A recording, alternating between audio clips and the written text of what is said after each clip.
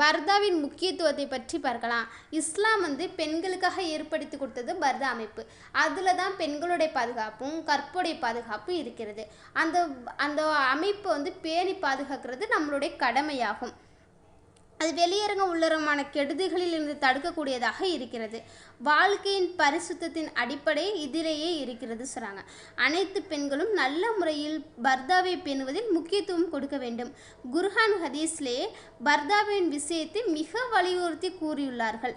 அல்லாஹ் கூறுகின்றான், பெண்களே தங்களின் வீடுகளிலேயே தங்கியிருங்கள். முந்தைய அறியாமை காலத்தில் அந்நியர்களுக்கு முன்னால் தனது அலங்காரத்தை காட்டி திரிந்ததைப் போல் நீங்களும் வெளியே சுற்றி திரிய வேண்டாம் என்று அல்லாஹ் ரபில் அலமீன் கூறுகின்றான். மற்றொரு இடத்தில் அல்லாஹ் கூறுகின்றான், நபியே தாங்கள் தங்களின் மனைவி, குழந்தைகள் மற்றும் மக்கள் அனைவருக்கும் தமது முகத்தை மறைத்து செல்லும்படி கூறுங்கள் என்று அல்லாஹ் அவர்களுக்கு கூறினான். மேலும் நபியர்கள் கூறினார்கள், பெண்கள் மறைக்கப்பட வேண்டியவர்கள், அவர்கள் வீட்டில் இருப்பதே அவர்களுக்கு ஒரு சேஃப்டியாக இருக்கணும் அப்படின்னு நபி சொல்லியிருக்காங்க.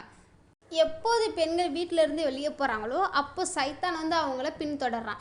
அவர்களை பார்த்து கூர்மையான பார்வையில் சைத்தான் அவர்களை பார்க்கிறான். எப்பொழுது பெண்கள் வீட்டிற்குள் இருக்கிறார்களோ நிச்சயமாக அல்லாஹுக்கு மிக நெருக்கமாக இருக்கிறார்கள்.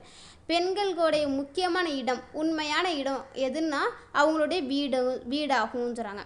வீட்டில் இருப்பதான் பெண்களுக்கு நன்மையாகும் சொல்கிறாங்க. அதனால் அவர்களுக்கு கற்பு இன்னும் முழுமையான பாதுகாப்பும் சைத்தானுடைய பார்வையில் இருந்து தப்பிப்பதற்கும் வழி இருக்கிறது.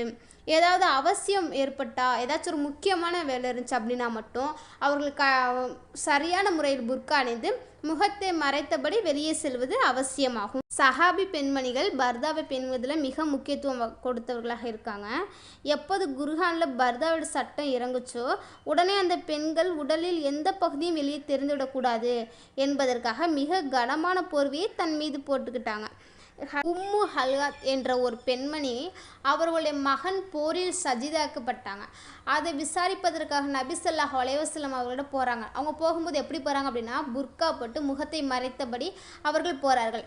அதற்கு சஹாபாக்கள் கூறினார்கள், மகன் இறந்த செய்தியை கேட்ட பிறகும் தாய்க்கு நிதானம் இருக்கிறதா என்று அவர்களை பார்த்து மிக ஆச்சரியப்பட்டாங்க. அதற்கு அந்த பெண்மணி சொல்கிறாங்க, நான் மகனைத்தானே இழந்தேன், மானத்தையும் வெட்கத்தையும் இழக்கவில்லையே என்று மிக அருமையாக பதிலளித்தார்கள். எனவே அந்த பெண்கள் எப்படி புர்காவை பாதுகாத்தார்கள், எப்படி புர்காவை பேணி நடந்து கொண்டார்கள் என்பதை பற்றி நாம் கற்றுக்கொள்ள வேண்டும்.